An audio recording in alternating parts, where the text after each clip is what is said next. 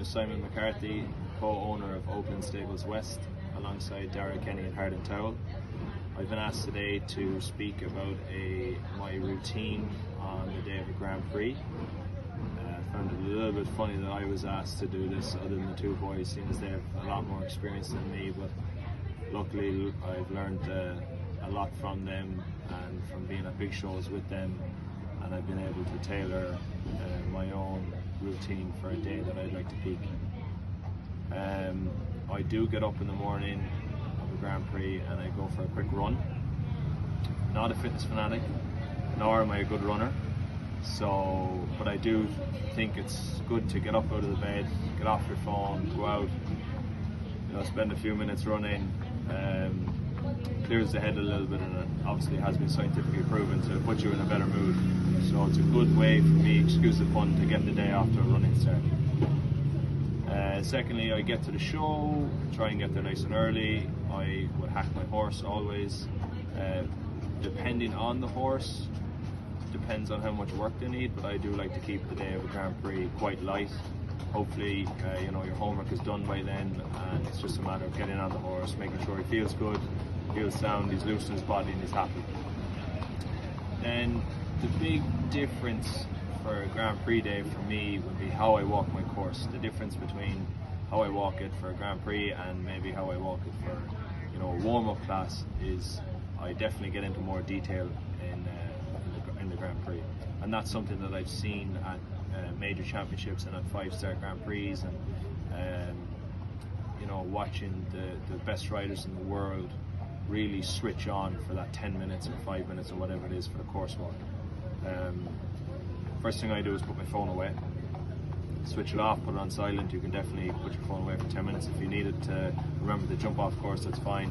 Put it on airplane mode or something, but don't let it be a distraction for you. Secondly, I walk my course twice to the Grand Prix. First time I walk it, I walk all the lines, get a feel for the numbers, everything like that, and then the second time I walk it in much more detail.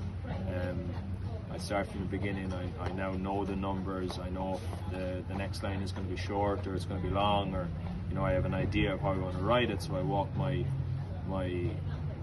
corners and my track and everything, and have an idea when I'm walking to the jump how I would like to meet it if I was riding the horse. This is something that has really helped me. It gives you a sense of confidence when you do end up jumping the course, that you've already sort of gone through your plan and in your subconscious.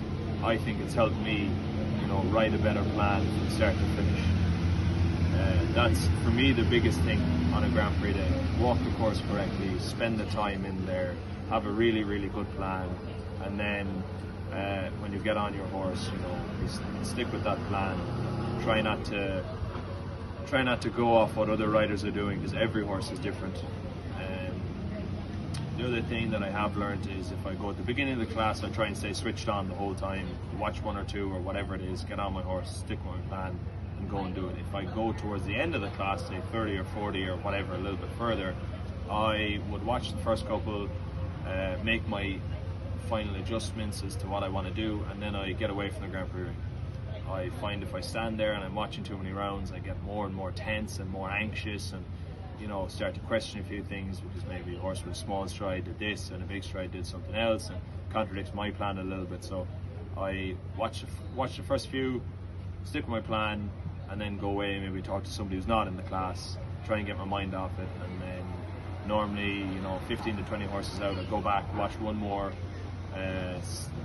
stick with everything, get back, get on my horse, know that everything is ready, and go do my warm-up and go in and try and perform my best. And when I'm walking up the gate, I try and remind myself that, please God, this isn't the last Grand Prix I'll ever jump, so go in and give it everything you got, and don't put too much pressure on yourself to have the best end result possible. Thank you guys. I hope you can take something from this. If not, speak with Darren Hardin.